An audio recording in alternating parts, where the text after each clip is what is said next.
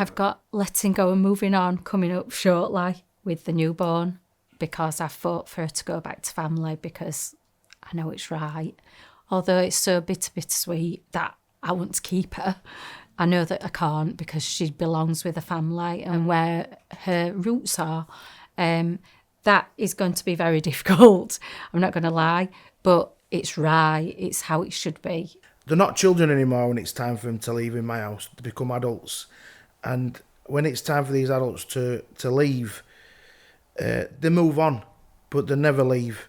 I see most of my children on a regular basis.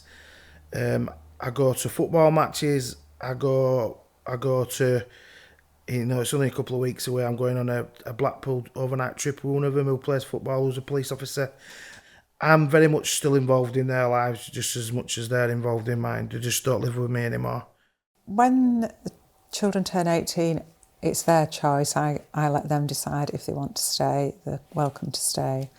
And if they want to move out and find their own, then I help them with that. But Natch always said he never wants to move out. I keep saying you've forgotten to move out. No, so not yet. No, luckily I've got the room and he can stay as long as he wants. I think the biggest thing I come across is people say I couldn't foster because I'd get too attached, and that's what I hear all the time.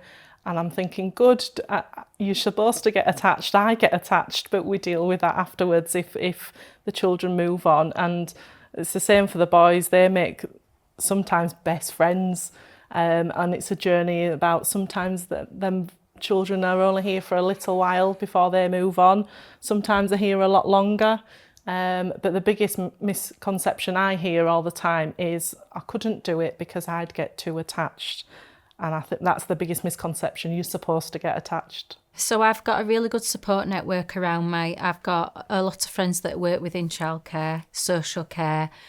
I've also got quite a large support network within the fostering team as well.